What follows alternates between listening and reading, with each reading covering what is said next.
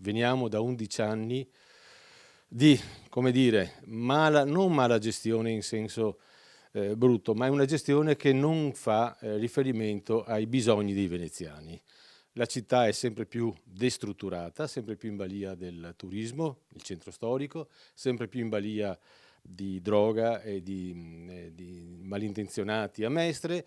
Io poi che vengo dal Lido ho il problema della pista ciclabile. Segretario nazionale di Prima il Veneto, Pierangelo Del Zotto, 63 anni, ex assessore al bilancio della provincia di Venezia, lidense, si candida a sindaco perché dice deve esserci un'inversione di tendenza, a partire dal ripopolamento di Venezia. La prima cosa che faremmo sarebbe quella di cambiare completamente i vertici del comune, ovviamente, della dirigenza del comune e soprattutto delle partecipate, perché il problema non è il singolo dipendente di Veritas, della polizia locale o di ACTV o di AVM, il problema nasce sempre dai vertici e quindi la prima cosa sarebbe cambiare i vertici. Secondo, fare quello che qualcuno ha promesso 11 anni fa, cioè riportare 30.000 veneziani a Venezia. Come?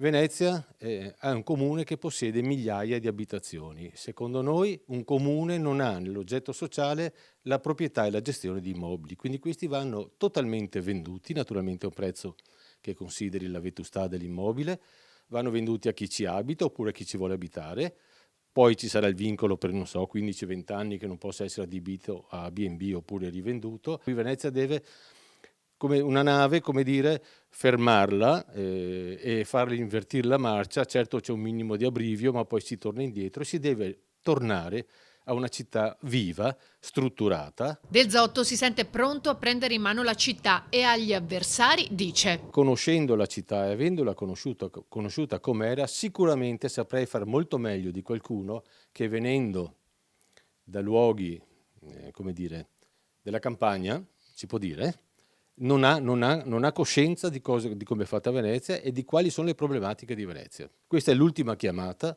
o la salviamo adesso o la perdiamo definitivamente.